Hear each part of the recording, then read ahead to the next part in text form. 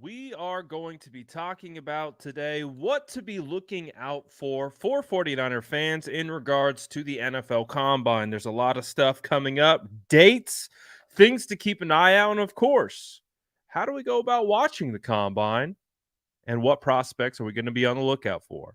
All that coming right up on this Friday. Hope you guys are doing great.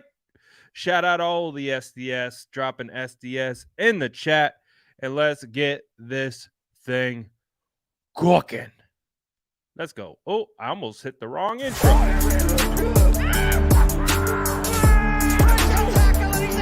Smash that like button if you haven't already. Love to see it.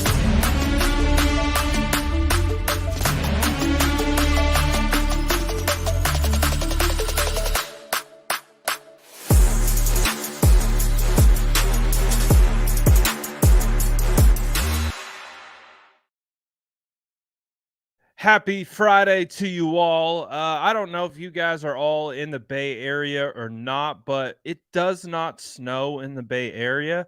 We have snow. It's insane. It's wild. Uh, so in weather news, good to see all of you. It's snowing in the Bay Area. What a time to be alive. We got Ireland checking in. Let's go. Let's go. Look at the Irish checking in. We got YouTube checking in. We got people on Facebook and Twitch checking in. San Francisco. What's good? We got Texas in the building. Hawaii. Let's go. But yeah, so in the Bay Area, like I'm not even really in the Bay Area. I'm a little bit outside of it right now. There is snow everywhere. Mount Diablo covered in snow. Even the hills, like right over. Crazy. Snow. Anyways, I hope there is no snow in Indianapolis because your boy's going to be checking in from the combine. So I will be live from the combine the whole time. We'll go through the schedule and we'll talk about all the things that we need to look out for. But just know that we got you covered here. And of course, we are going to be linking up with other 49ers content creators. We're going to be having Jason Aponte in the building. We are going to be having KP, Kyle Posey, managing editor of Niners Nation. We are also going to be having Jordan Elliott, staff writer for Niners Nation. Steph Sanchez, 49K pod and of Niners Nation. So we're going to have you covered.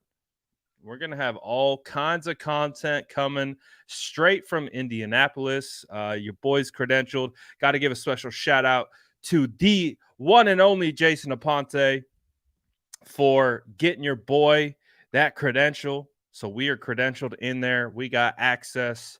We're going to be talking to NFL general managers, head coaches, all that stuff. We're gonna be asking lots of questions here coming up. One of the first questions that I'm gonna ask, I'm gonna walk up to Trent Baalke and I'm gonna ask Trent Baalke, why did you pass on Keenan Allen 3 times? I still need to know. First question. Trent, why did you pass on Keenan Allen? No, I'm just kidding. I'm not gonna ask those kinds of questions. But it's going to be a pretty cool situation. We're going to be able to talk to general manager John Lynch. Of course, we'll be able to talk to D'Amico Ryans, at new head coach of the Texans. We'll be able to talk to everyone. So it's going to be a good time, and especially looking forward to spending time with the homies. So this is the combine officially, I believe, kicks off on Tuesday, and we are going to be able to get into it all. I'll kind of show you the current schedule that we'll be working off of, so you can kind of keep an eye on some of the content that we will be discussing and how to follow it So let me get that pulled up. But yeah, man, it's a good time. I'm a big fan of the combine. Combine is a blast, blasty blast. All right, but anyways, there's going to be a lot of stuff to talk about. If my computer would like to cooperate with me. So let's take a look at what our interviews are going to be looking like. Screen 3. Oh. All right. This is what's going to happen. I'm going to disappear for 10 seconds and I will be right back. My StreamYard's doing the thing where it doesn't let me share the screen, so I'll be right back. Hold on 1 second. Talk amongst yourselves. I'll be right back.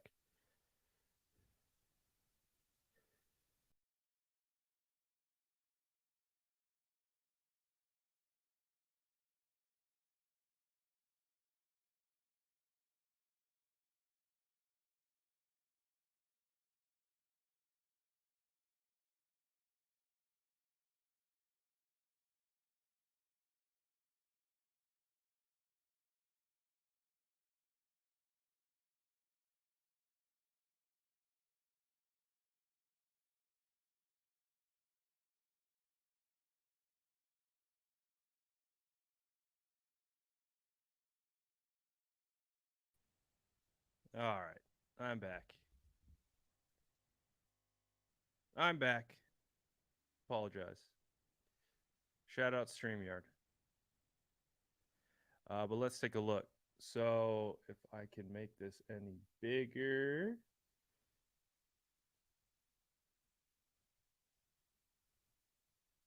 Come on.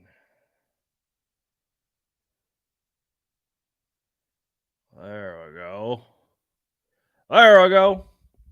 So you can see we are going to be starting up on Tuesday, February 28th. You can see the list of all the people that we're going to be able to talk to. Josh McDaniels, the Jimmy G situation. Maybe Jimmy G plays for the Raiders. Sean Payton is going to be available, new head coach for the Broncos. Kwesi for the Vikings, who came from the 49ers organization, is also going to be available. But the big one that we are going to be looking for is right down here. Oh, we are going to be very excited for Tuesday at 2 p.m. Eastern time. And we're going to be looking to hear from John Lynch. So definitely looking forward to hearing what John Lynch has to say. Also, Ran Carthon is going to be available right after him. So maybe we can we could talk to him as well. And Mike McDaniels is available at 3. We could also talk to him. Should I talk to Howie Roseman and Nick Sirianni and ask them some awesome questions about the 49ers? I'm sure they would love it. But you can see what the availability is looking like. D'Amico Ryans is going to be available on Wednesday. That would be a fun one. Scott Fitterer. Should I ask him about what the status of Brian Burns' contract negotiations are looking like right about now, and if he could be available via trade? Could you imagine? Could you imagine if I asked Scott Fitterer directly about Brian Burns' availability via trade? That would be wild, but we're not going to do that.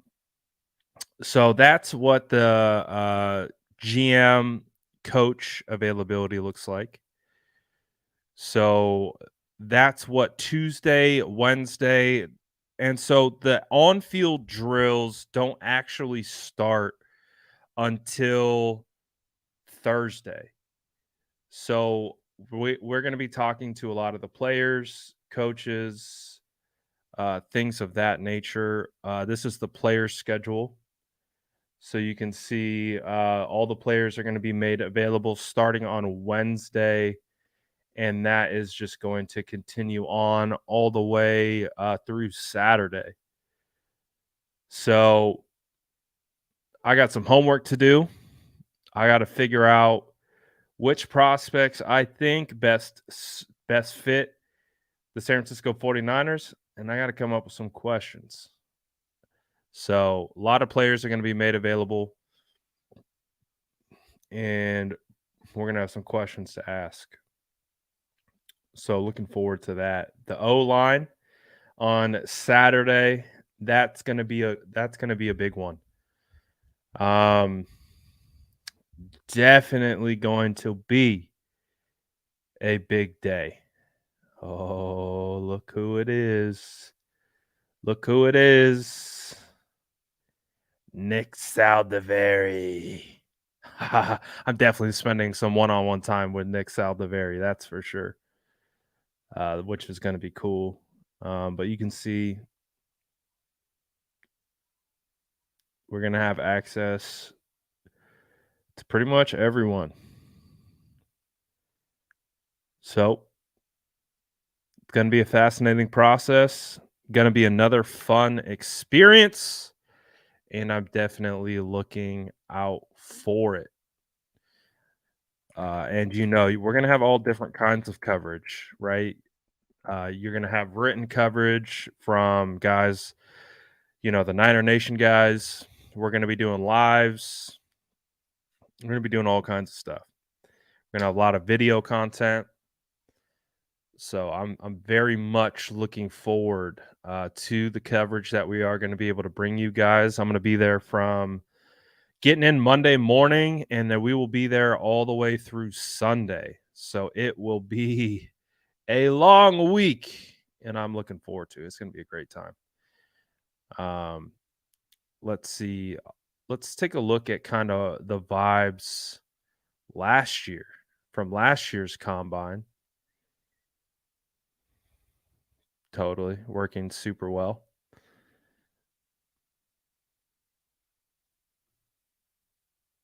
Come on, work. Totally. Awesome. So as you can see, spinning wheel of death. Great time. All right, that's not working. Cool. Oh, good stuff. Anyways, so a lot of people talk about the combine. I don't know how you guys feel about it, but some people talk about how the combine doesn't have much value. And I would have to disagree because there are a lot of things that you can look out for at the combine. You can really get an idea. Now, let's keep one thing clear. It's not like anyone who performs and jumps out the gym at the NFL Combine is going to be the best player in pads on the field. There is definitely a distinct difference, but you can catch a lot. You can catch a lot of traits. You can catch a vibe, and you can really kind of get a feel for players, how they move through drills, the type of traits that they have. And then you can cross reference that against tape. And then you can really build a really nice scouting profile on these players. And for example, a guy that I knew going into the combine, I knew George Kittle as a blocker. George Kittle heading into the combine already had the kind of, when we were looking at George Kittle coming out of Iowa, we were looking at a guy who was not a pass catcher. He was primarily a blocker. He had only, I think, 700 total receiving yards over 4 years. He wasn't labeled or talked about as a receiving tight end. He was a blocking tight end. For me, as a blocking savant, um, and someone who appreciates blocking. I don't care what position you play. If you're a tight end, if you're a fullback, if you're a running back, if you're a wide receiver, if you block, I probably like how you're made up. So I liked George a lot heading into the combine, but I liked him as a blocker. When he got to the combine, and that year was the year with OJ Howard, Evan Ingram. I mean, guys that looked and tested like freaks at the tight end position. And here comes George Kittle, who kind of fell in kind of in like behind those guys, but he still ran a 4.52. George Kittle ran a 4.52 40. He's running all the drills, the receiving drills, showing that he had hip fluidity, he had good hands, all these things. And I was like, "Oh, this guy can catch. This guy's a receiver." I only thought he was a blocker. But when you saw him on the during the field drills at the combine, I was like, this guy's the full package. I thought he was just a blocking tight end coming in, but that's kind of like how you got to look at the combine. That there's a lot of value in the combine if you know what you're looking for. And George Kittle he's a perfect example of why the combine matters, at least for people like me, because the combine forced me to change my perception of what I thought George Kittle was. Again, loved him as a blocker, but I was like, "Oh, this guy's a complete tight end." And that's how he became a draft crush of mine, is because he already had the elite blocking ability, and then you combine that with the receiving ability, and we've seen what happens when a team sees that and puts it all together, and George Kittle has become one of the best tight ends of our generation, let alone of that draft class. So there's a lot to take away from the combine. And again, I'll kind of walk you through. I think even in real time, I posted about Abe Lucas and my kind of real time, uh, just like how I came across Abe Lucas in real time. I think I even posted about it. So this is from last year when I was at the combine. This is again walking up to the stadium. This is kind of where we'll be in the convention center. This is what the media hall looks like. This is where they have all the podiums set up, and we'll be able to do all our interviews and get all our shots and do all that type of stuff.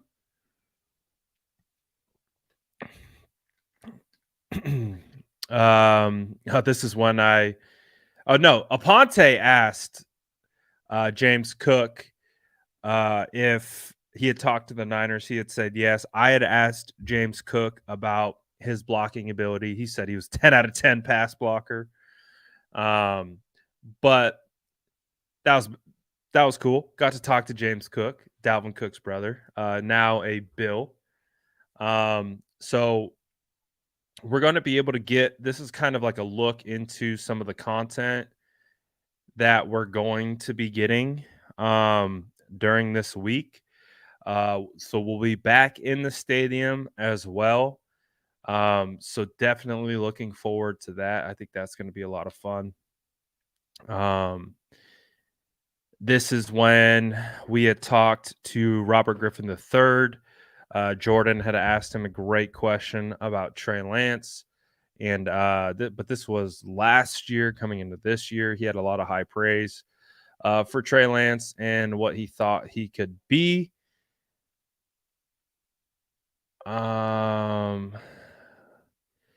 Day 2. These are all the offensive linemen being herded around from group to group. Shout out to RG3, legend.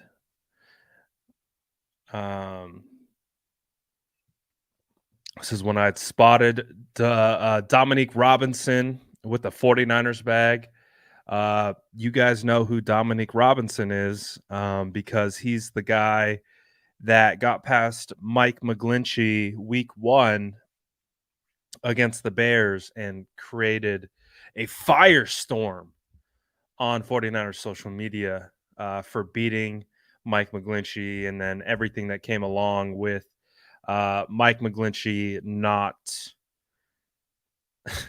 picking up Trey Lance. We all remember that. It was a good time. So there's a little connection there. St. Elmo Steakhouse, legendary. We went there. This is Jordan Elliott, Jason Aponte, Big Ginger, vibing at the combine. Let's see. So this is where my Abe Lucas like scouting journey began. Coming into the combine, no idea who Abe Lucas is. No clue. Not even no idea. No idea who he was. So all these guys, when they are warming up, they are just kind of stretching.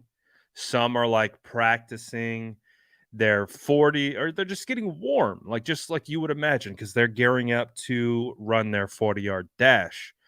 And number 30, again, this is just catching a vibe, just straight up catching a vibe. I'm watching this guy, and he looks pissed.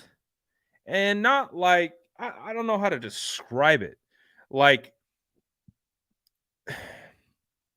he just looks so focused and just, but like angry at the same time. And I was like, I don't know who the hell number 30. I mean, you start to evaluate the body. You're like, look at the body. I mean, you talk about scout, because you got to scout the body, you got to scout traits. So you're like talking about an offensive lineman who's looking body beautiful out here. I was like, who is this guy? I was like, his vibe, electric. He passes the eye test. I was like, I had no idea who this guy was. And I was like, all right, but I even say, not sure who O-line Lucas number 30 is here at the combine, but definitely passes the eye test. Dude is getting warmed up and looks like he wants to punch someone. So in warmups, Abe Lucas stood out to me. And that's where this all started. I was like, man, like just instantly, I was like, this guy feels like a guy. Then we watch him run the 40. He runs back to back 5 flat 40s. It actually, the official time was like a 4.92. So he absolutely killed the drills. And then I go back into the tape that night and I just start watching. I just start watching everything I can on Abe Lucas. And I'm just watching. And then that's Drake Jackson, San Francisco 49ers, Drake Jackson. So part of like the scouting process, right, is trying to get a sample size of reps against what we would perceive NFL talent. Well, obviously, Drake Jackson we got him at 61, and that's called a steal, right? We thought Drake Jackson was a steal at 61. And so this was a perfect opportunity for me, for a guy who played at Washington State. Washington State, their offense doesn't really translate to the NFL, and you're like trying to build up a case study. But Abe Lucas did all the things really, really well. And I found out that Joe Staley, I don't know if Joe Staley trained Abe Lucas, but they were connected somehow after that.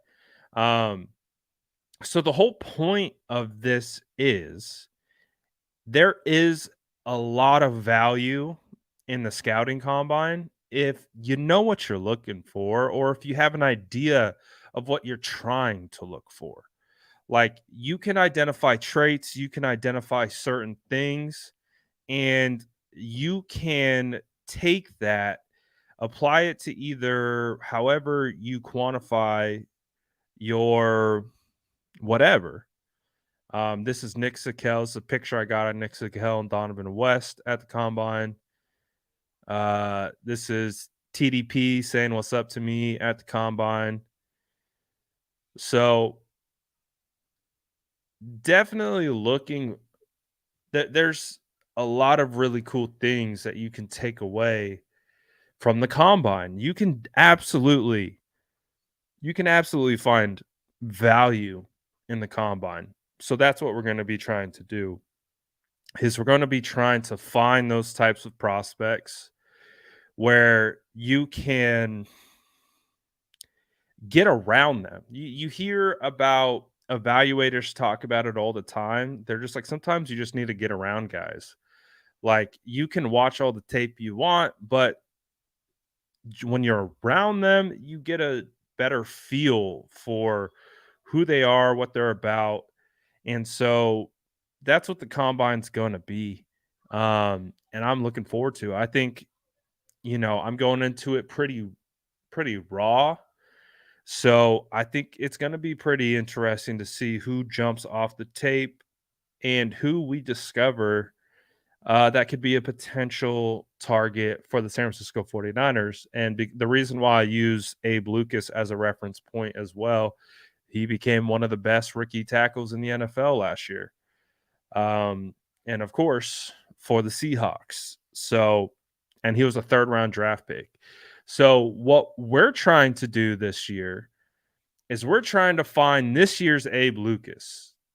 We got to find a third, fourth round offensive tackle that we think could have the potential to develop into a future tackle that could potentially take over down the road.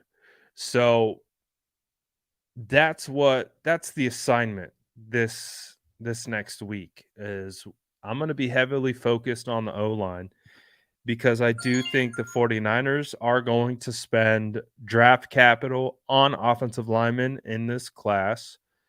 Obviously, it all hinges on Mike McGlinchey and him leaving in free agency, Colton McKivitz likely stepping in, and how the San Francisco 49ers are going to fill that hole. I don't think they're going to fill that hole in free agency. I think they're going to fill that hole in the draft. So we got to see who's available and see if we can find some magic in the third or fourth round. Now, from everything that I'm hearing, it does sound like this is a pretty solid tackle class. So there might be some definite possibilities that the San Francisco 49ers can come away with someone who fits that mold of being a potential target. Guys that I'm going to be looking do more tape study on, like McClendon Curtis out of Tennessee Chattanooga. We have another guy, the North Dakota State, this year's version of Quinn Miners. I forget his name off the top of my head, but there definitely some prospects that are available that we could take a look at that could fit what the San Francisco 49ers are looking for. Broderick Jones. Uh, we got to figure out where these guys are going to be slotted. Matthew Burgon. I can't say his name. So we got to find that diamond in the rough. That's the task at hand. So we're going to be looking at offensive tackles. We're going to be looking at defensive tackles, edge players, and what else are we going to be looking for? Maybe cornerbacks, safeties for sure. I I don't think any running backs. I don't think the San Francisco 49ers. I wouldn't be surprised if they draft running backs, but maybe fifth, sixth, seventh round. Take a shot on someone that they like.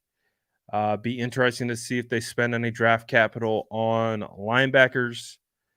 They do have Oren Burks. Marcelino McCrary Ball comes back.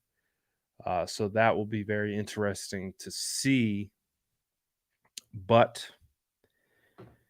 going to be very interesting. Isaiah McGuire again. I still got to do my tape study on him, but the one or two clips that I've seen of him, he looks fast. 6'4". Was he like 240? Looks like he's got good bend, got speed off the edge. Justin may have found another one. Definitely may have found another one.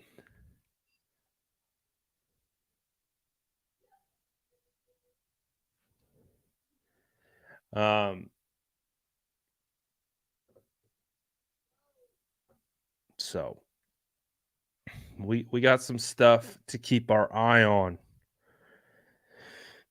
I think after next week, this kind of little lull in kind of topics, it's going to pick up a lot because we're going to have combine content, and then we're going to roll combine content right into free agency, and then free agency is going to be picking up, and then we're going to be primed for the draft because we're going to know needs based on who the 49ers have signed in free agency. So the content is going to start picking up here in regards to, just more specific football conversations. So I'm definitely looking forward to that. It's going to be very, very interesting to see how this offseason continues to play out, how the 49ers attack free agency. Do they bring in a defensive tackle, Michael Brockers, who was recently released? I think he was released officially this morning by the Detroit Lions. So that's a interesting name. Brockers, we know from his time with the Rams, he was making a lot of money, and they released him to free up some cap space. Maybe he could be a rotational defensive tackle. We'll see. When does the new league year start? I believe the official start is on March 15th. Legal tampering, I think, opens up on the 13th. I think I have it right here. So the official 2023 league year and free agency period begins at 4 p.m. Eastern on March 15th. So the 13th, though, is when we start to get the word about signings. That we definitely will get news start to break on the 13th for legal tampering and all that good stuff. Hold on 1 second.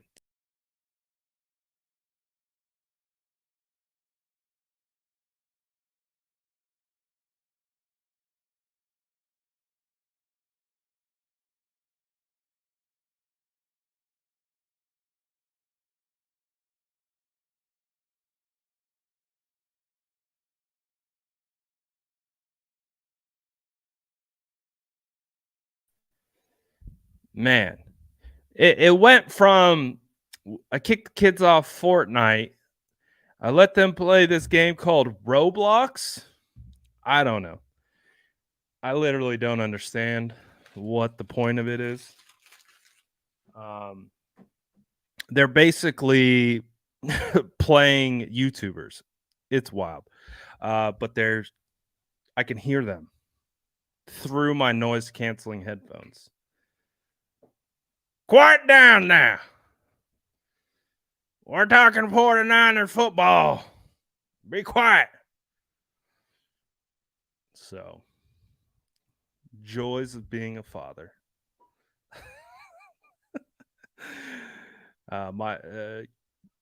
Christine says my kids are obsessed. Yeah, I just let them get it. I just let them get it a week or two ago, and they're out here virtual YouTubers.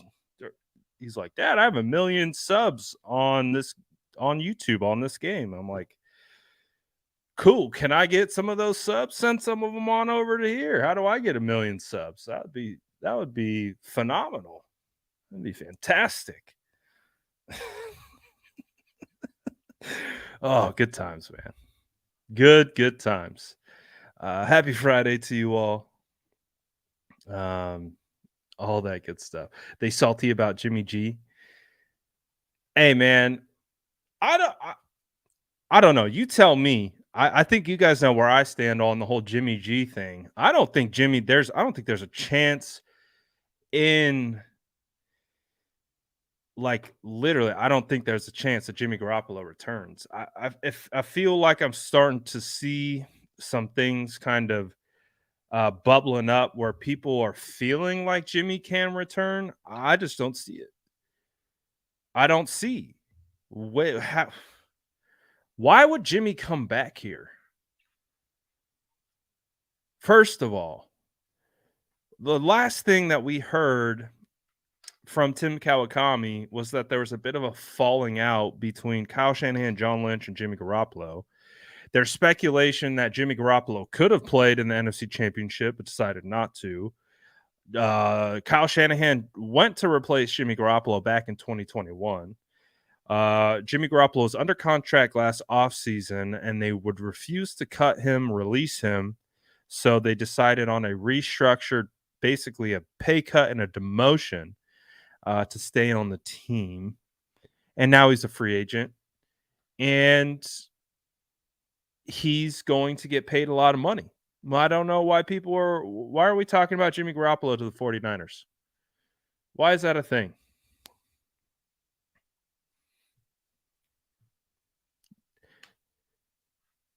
Jimmy Garoppolo is not playing for the San Francisco 49ers. I would actually bet on that. Like, I feel very confident about that. Like, he will not play for the 49ers. His time with the San Francisco 49ers is done. The Jimmy G era is over. Even if Kyle wanted him back, Prague ain't paying Jimmy. They're not bringing back Jimmy.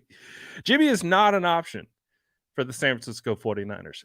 The 49ers have a better chance of luring Tom Brady out of retirement than signing Jimmy G to play for them next year. And to think Jimmy G would require, like, you would have to pay Jimmy a multi-year deal for millions and millions of dollars. It just doesn't. I don't see it. How does that make sense? Jimmy Garoppolo is done with the San Francisco 49ers, and the 49ers appear to be done with him. So, and I think there's a report that came out today that Jimmy Garoppolo will be the third most coveted quarterback outside of Aaron Rodgers and Derek Carr. And Jimmy Garoppolo has a ton of experience with these other coaches and general managers across the league. So someone's going to pay Jimmy Garoppolo. And I can guarantee you who that won't be. It will not be the San Francisco 49ers. There's no chance. I would bet $1 million right now that Jimmy Garoppolo will never step foot in Levi's Stadium again wearing red and gold. Now, last year was different. Last year, Jimmy was under contract. And that's why the whole weird offseason thing happened, but he's not under contract. He is a free agent. He can go wherever he wants. He is not tied to the 49ers in one single situation. Jimmy Garoppolo is running as far away as he can from this situation as possible. He will not be returning. Not at all. So that being said, I do think Jimmy can't. I think there's three actually potential viable landing spots for Jimmy Garoppolo. I think it's the Raiders, I think it's the Texans, and I think it's the Tennessee Titans. One reason why I don't think it will be the Texans is because I think the Texans are going to draft a quarterback at number 2 overall. They already have Davis Mills, who could be your veteran. And you draft a Bryce Young. If someone jumps you and trades with the Bears trade out of 1, and someone takes Bryce Young number 1 overall. Okay, maybe they take CJ Stroud at number 2. I think the Texans are taking a quarterback no matter what. So it'll be very interesting. I wouldn't be surprised even if, just to ensure the Texans get Bryce Young, that they even just do a swap with the Bears, kind of like what the 49ers and the Bears did in 2017, just swapping one spot.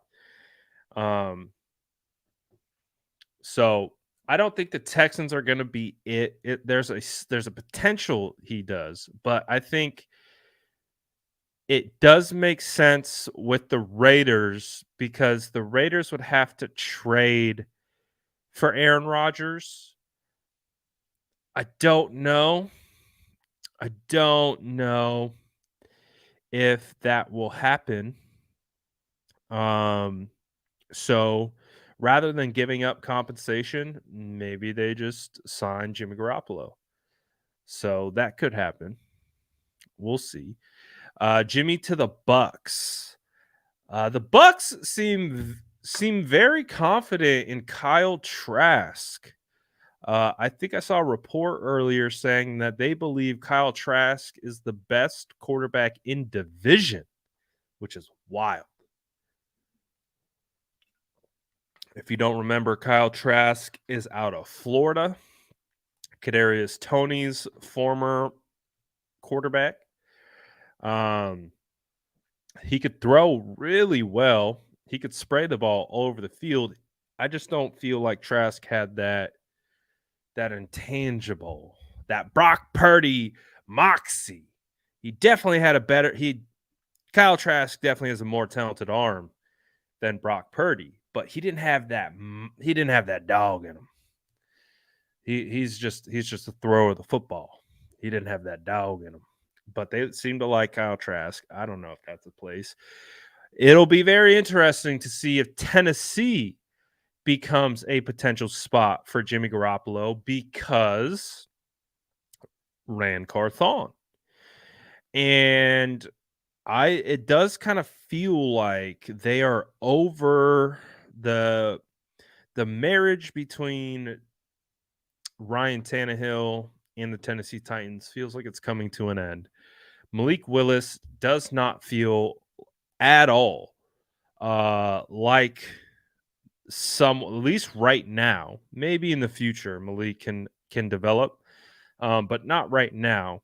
So they have a team ready to win now, and guess what? They like to run the football, and they have Derrick Henry. So Jimmy Garoppolo actually does make a lot of sense in Tennessee if they are over Tannehill, because Tannehill and Jimmy Garoppolo are very similar. So I could see that. Any other landing spots for Jimmy G? What's going to be interesting is if we get some trades. If Aaron Rodgers gets traded, if Lamar Jackson gets traded, that is going to be a fascinating domino because obviously the Baltimore Ravens become a quarterback needy team that we didn't anticipate or we haven't really been talking about. But if they trade Lamar Jackson, which it does feel like that's where this is all heading. It all feels like Lamar Lamar wants that fully guaranteed contract. Clearly, Baltimore is not going to give him a fully guaranteed contract. So, what does that mean? They're likely headed towards a divorce, and Baltimore is probably going to try to recoup multiple first round draft picks. So, gonna be interesting. Going to what? Oh, God. Here's this scenario. How much would you hate this scenario? The Seattle Seahawks trade both their first round draft picks, one in which they got from Russell Wilson and they flipped it into Lamar Jackson. Whoo! I don't want that. Nope. Nope. I don't think they would do it, but never say never. And having Lamar Jackson in division with Kenneth Walker, DK Metcalf, Tyler Lockett, they get a couple more pieces on that O line. Woo! No, thank you. Nope. Don't want Lamar in division. That would be terrible. I hope. See what my hope is that the Seattle Seahawks feel very comfortable with Geno Smith. I think Geno Smith is a good quarterback. He showed he was capable. He showed he can get the job done. Is he going to get the ultimate job done? I don't think so, which is why I want him to be a Seattle Seahawk. But I would imagine if you're a Seattle Seahawk, you're thinking the same thing. Like, yeah, Geno was great in spot duty, but if we're trying to go all the way and we're trying to get back, we got this young core. What if we take our 2 first round draft picks, one in which we got for Russell Wilson, we took that pick and we flipped it into Lamar Jackson? And then you, instead of paying Geno all the money, you just pay Lamar all the money. If I was the Seattle Seahawks, I would be doing that. That would be my big brain move. Is like, how do I take these 2 first round draft picks and how do I turn it into a quarterback? Because worst case scenario, we extend Geno Smith. Best case scenario, we get Lamar Jackson for the Seahawks. That would be worst case scenario for the 49ers. That'd be terrible.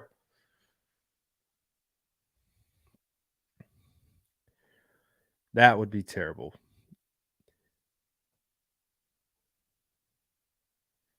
I've seen 49er fans that want Lamar Jackson. Does anyone think that's a possibility? Just curious.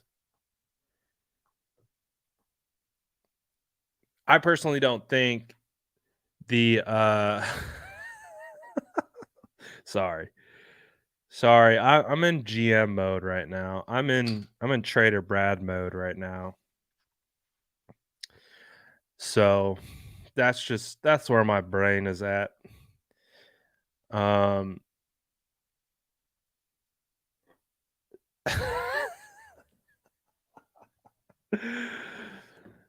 Oh, good stuff. Lamar to ATL. That would be a good spot for Lamar. Jimmy to Las Vegas makes sense. Rodgers to Miami. Carr to Tennessee. I could see Carr in Tennessee. Tannehill to New York Giants. Oh God. If Tannehill goes to the New York Jets, the Jets are in the same spot that they're in.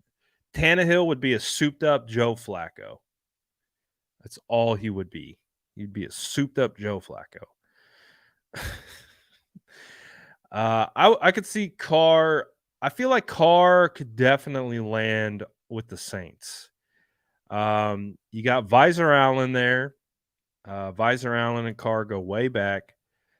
I could definitely see Derek landing on the Saints. You got Olave, Alvin Kamara is in a heap of trouble, but they have a pretty decent offensive line. I got one of my favorite centers in the league, Eric McCoy. I think the Saints is an attractive spot, especially if they add more wide receiver talent.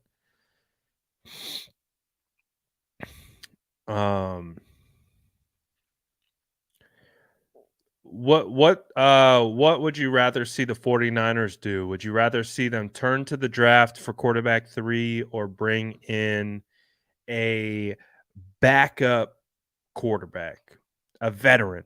Would you rather see a veteran or a rookie as quarterback 3 for the San Francisco 49ers? Because we know it's going to happen. It has to happen. The San Francisco 49ers have to bring in a quarterback. They have to bring in 2 minimum because we don't know when Brock Purdy is going to be getting back.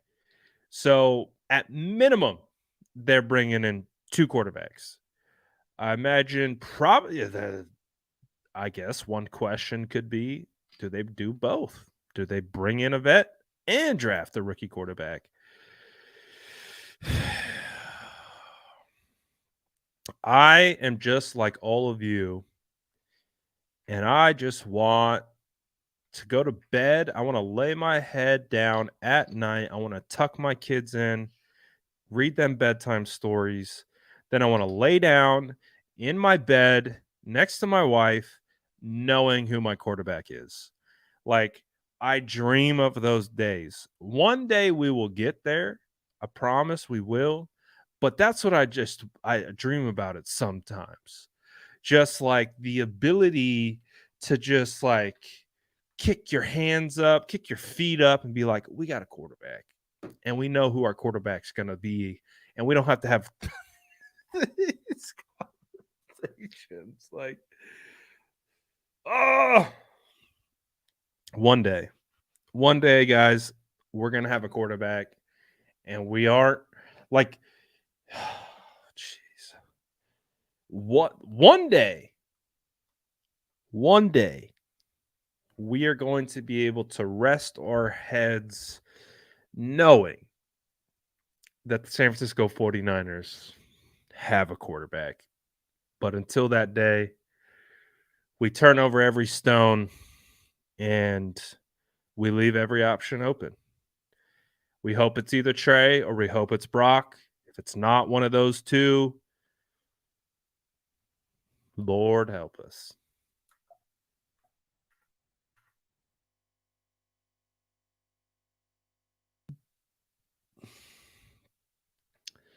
Tom Pelissero is reporting that the Rams have had trade talks about 6-time Pro Bowl cornerback Jalen Ramsey, and league sources now believe it's very likely Ramsey is dealt in the coming weeks. Ramsey, 28, is due $17 million in 2023 on a front-loaded deal that averages $20 million, and LA is clearing cap space. The Los Angeles Rams are blowing it up. The Rams are going to be the worst team in the NFL next year. Confirmed. Do they even have a first round draft pick in next year's draft? I don't even know if it suits them well. But I expect Jalen Ramsey to be traded after the combine. Combine's the best place because you have the entire league at the combine, and that's where all these preliminary deals get done, discussed, ironed out. So makes perfect sense that we are hearing that Jalen Ramsey is likely going to get traded, especially ahead of the combine, because we are going to find out. There's no chance that he is going to be traded to the San Francisco 49ers. There's no chance that the 49ers pick up that phone and they call Les Snead and say, "Hey, we want your 28-year-old cornerback who's going to be paid $17 million next year. We want him." No, he's not coming to the 49ers. I wouldn't want him on the 49ers, to be perfectly honest. I know Jalen Ramsey is a top cornerback in this league. I won't cheat him of that. I don't feel Jalen uh, is a fit for us. Um, yes, he's supremely talented as a coverage cornerback, but Charvarius Ward is a perfect example of what we need. Emmanuel Mosley is a perfect example of what we need.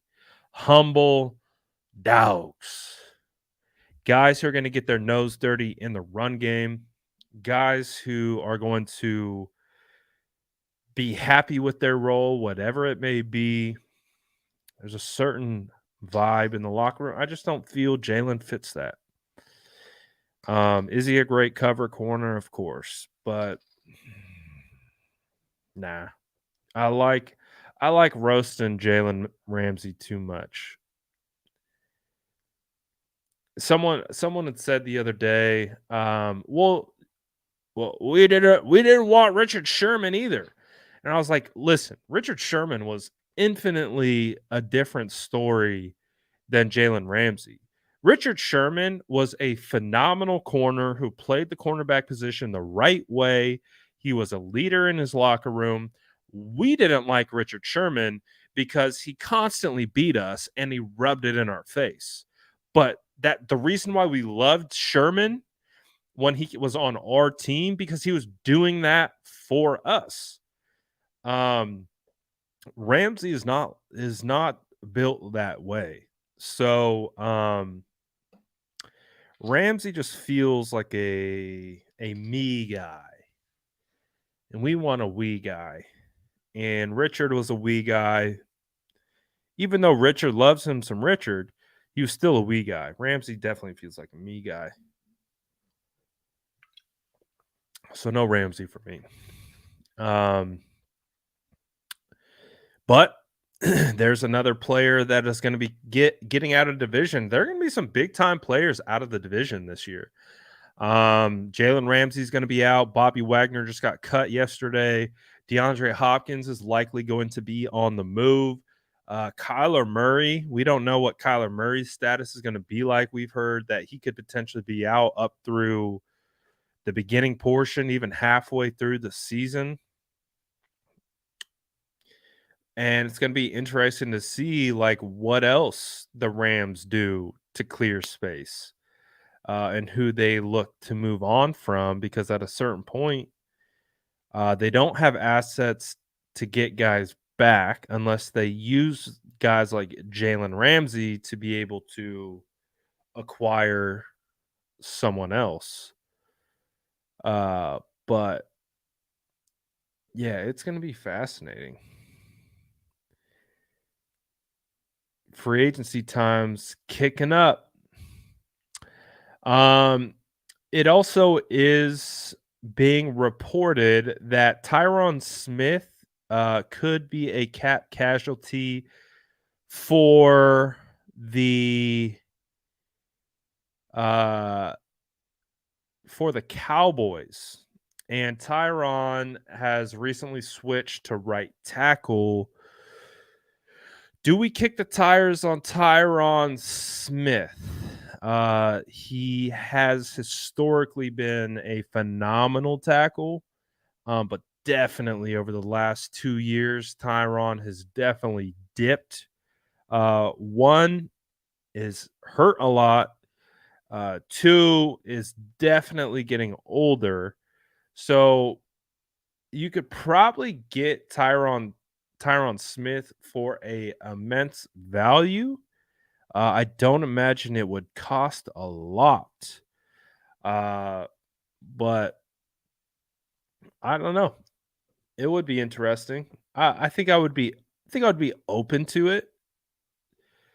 Obviously, he has actually played right tackle, so that's a start. And he has a pedigree, and of course, he is going to be a natural leader and all that type of stuff. Um, but he definitely is wearing down. But again, if you're going to go with Colton McKivitz and Tyron is a better option if healthy. If he's not healthy, you can still lean on uh, Tyron Smith.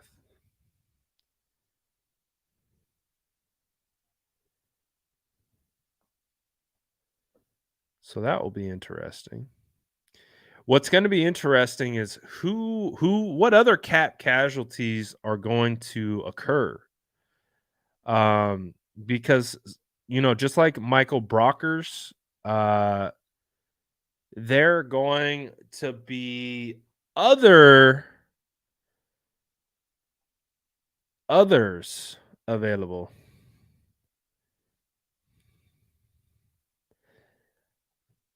Probably very soon. Do you guys like the idea of Michael Brockers? I think Brockers, let me try to pull up some information on him. Um,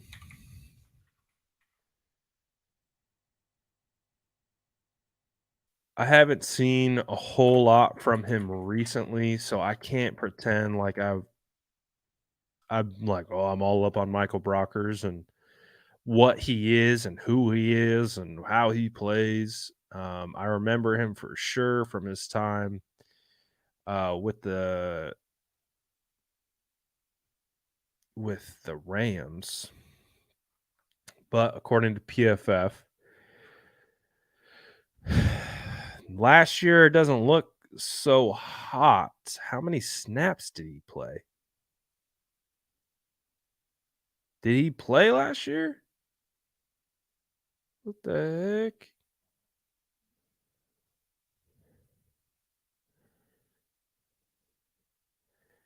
So he barely played. He played week 1 through 5. Didn't play all that great according to his grades. Had 2 tackles. Oh, okay. That's not great. That's not very great at all. 2021, man, he really doesn't put up that much production at all. 2021, what did he do? Man, they paid him a lot of money. They paid him a lot of money for 8 tackles. Oh my goodness. What? They should arrest Brockers, man. That man needs to be put in jail. 8 tackles? They paid him a ton of money. 8 tackles in 2 years?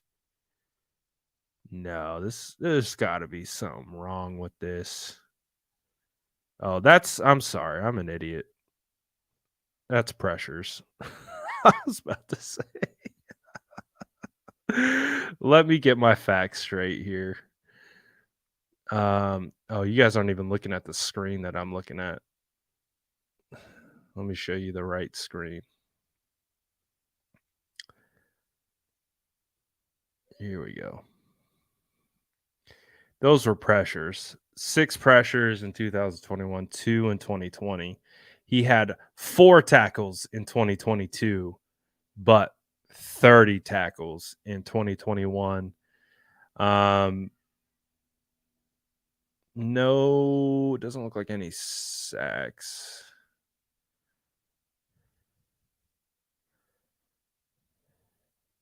But yeah, that's not great.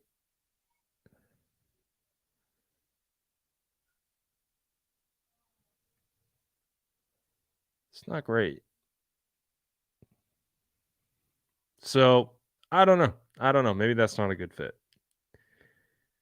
Maybe that's not a great fit.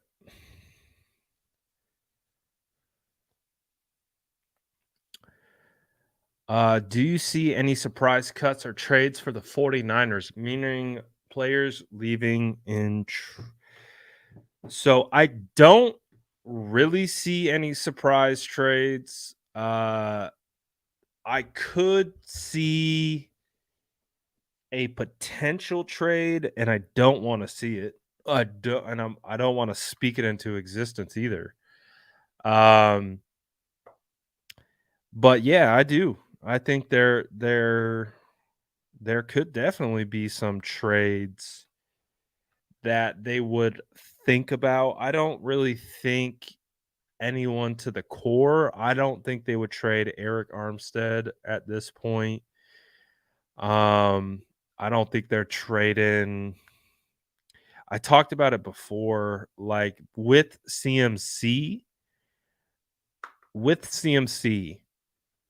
I think, and Jordan Mason and TDP, maybe they feel like because Elijah Mitchell has been injured and even though Elijah Mitchell would be such a phenomenal running back too if he's healthy, maybe they think they could get him at a value and a big time return on investment, considering they spent a 6th-round draft pick. They could maybe flip him into a second or third, depending on if someone bites.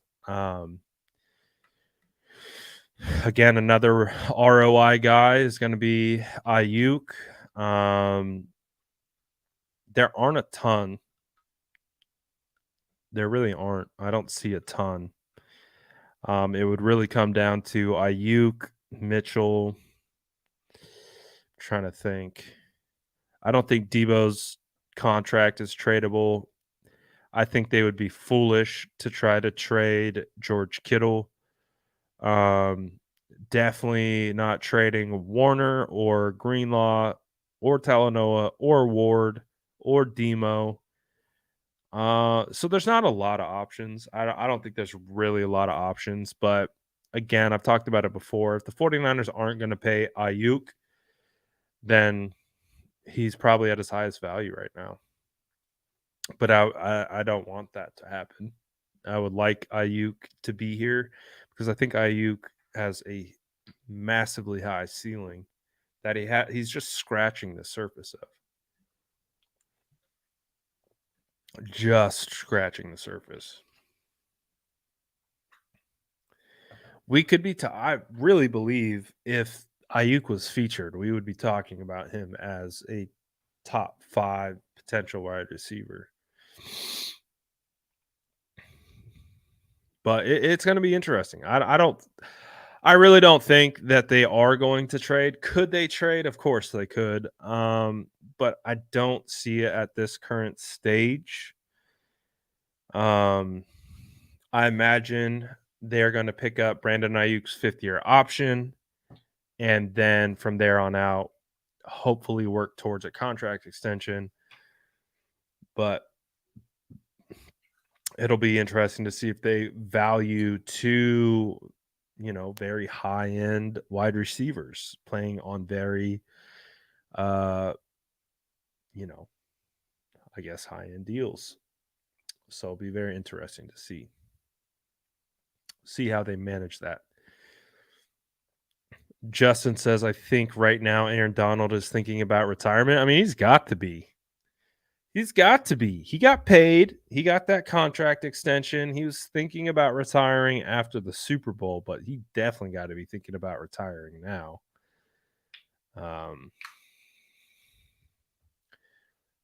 He really didn't play last year. So I don't know. Do you guys think that there are any players that the San Francisco 49ers could potentially trade or would think about trading? I really think the list is really short. I don't think there's a lot of I really don't think there's a lot of players that they would consider, but you never know. Things change quickly.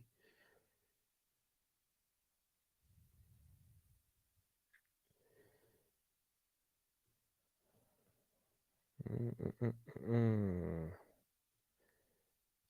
So I'm just looking at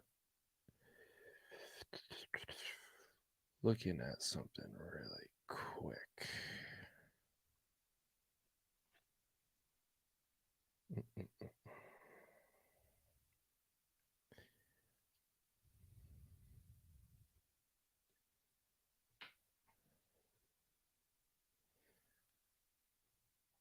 No, no, Jalen. No, no, no. But we'll see how it all plays out. But that's a good point. Jawan could potentially be a trade target. He is a ERFA. Uh, he could be a ROI guy. Again, got him as a seventh round draft pick. Could flip him into fourth, fifth, maybe. All that good stuff. Brad, are you concerned on Brock Purdy considering an injury can be serious? Yeah, 100%. I'm concerned about the whole thing. Um, Definitely concerned about that. Because we just don't know. The fact that they've had to kick it out, uh, and again, we don't even have it's not like they just kicked back the surgery date. We don't know when he's going to have surgery still. So I mean, ideally he's having surgery in March, but we don't know that yet. We don't know if he's going to actually be having surgery in March. Um, so he's concerned, I'm concerned. I would assume the 49ers are concerned. It's not ideal what's happening right now with his pushing back at the injury or pushing back at the surgery and everything that comes along with that. Uh, it's not ideal. So I'm concerned 100%. I'd be lying to you if I said I wasn't. I'm definitely concerned about it. I'm definitely optimistic, but I am there's a level of concern of like how serious this could be. Uh and that kind of plays into Justin's question. Do you think there's a chance they could trade Trey or Brock? My answer would have been yes if they were both healthy, but they're not both healthy. And so, because Brock has the injury, clearly he's not going to get traded. And they're probably not going to trade Trey because they need a quarterback. Trey's the only quarterback on the roster right now. Um, and his value isn't particularly high at the moment. So, yeah, I don't think they would. Isn't it wild though, like how last year, there are a lot of teams that need quarterbacks right now. And last year, the 49ers held on Jimmy Garoppolo for so long, and we just saw every quarterback domino fall until every time we thought there was a team that was going to trade for Jimmy, they would trade for someone else, or this other domino would fall. And it was just like over and over and over again until all the spots dried up. It feels like there's a lot of spots open. Like, it's just wild how the timing works. Like, this year definitely feels like they could have traded Jimmy somewhere if he was, like, on that last leg of his deal. Um, but again, he's not. So, it's not gonna happen. Um, but the chance I think would have been a definite possibility if someone came calling and gave the right answer, gave the right value. I definitely think they would because, of course, dumping 3 first-round draft picks is unprecedented to move up into that range to select whoever, and if you can recoup any of that because you believe that you hit on Brock, then I think that would have been a possibility. Uh, but right now, I would say no, it's not because Brock is hurt. We don't know how hurt Brock is, and because of that, we need Trey more than ever. Which is it's just wild how this whole situation works out because we haven't played Trey because we haven't needed him. The only time we needed him was week 5 and what was it, week 8, week 17 of 2021. That was when we only really needed him because Jimmy was down. Obviously, Jimmy was backing him up when he started. And of course, we needed him to start, but we needed Brock to play. Or excuse me, we needed Trey to play because we didn't have anyone else to step in. So, like again, right now, we need Trey to step in and be what he was drafted to be. And that's why it's a big year for Trey. Big year for Trey. And, good news, Trey Lance. I don't know if he ended up throwing today, but he posted that he's looking for wide receivers to throw to. So that's a good sign. Um, so good. Good for Trey, man. Good for Trey. Getting back out there. That's good news for him to be able to get back on a field and throw to actual wide receivers. That's fantastic because we need that. We need that type of news. We need to hear that Trey Lance is healing and is ready to go because, as we know, there were a couple setbacks with the ankle and all that stuff. So, again, it is positive that he is at least requesting receivers to come throw with him. I don't know if they did today because it's raining where I'm at. It's real gross.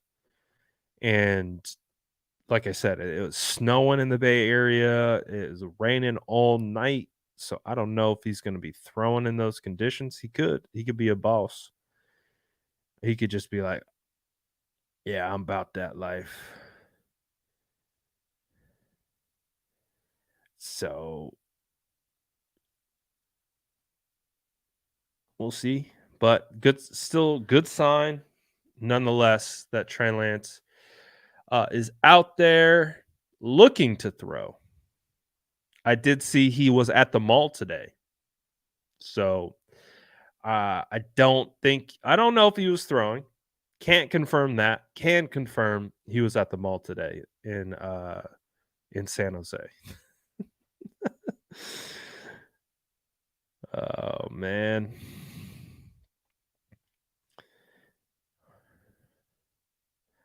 I just want nice things.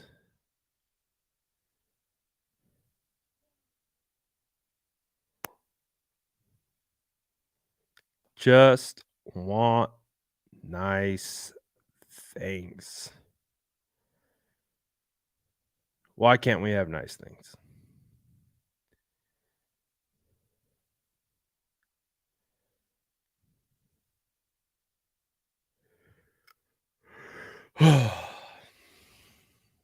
Anyways, uh tomorrow is Saturday.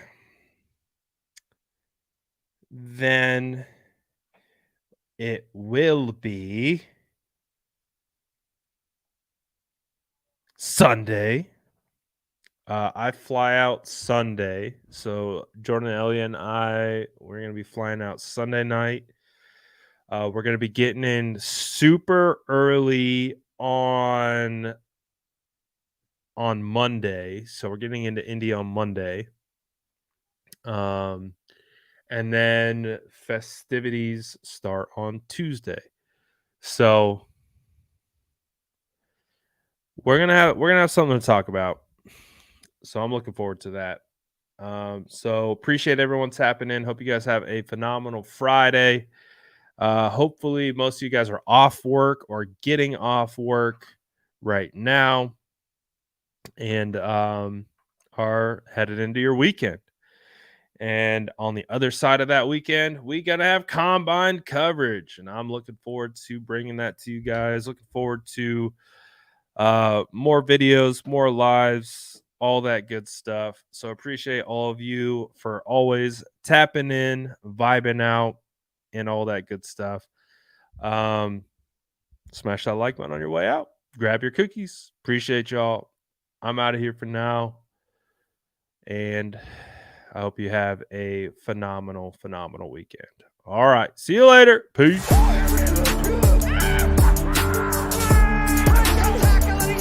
Smash that like button if you haven't already. Love to see it.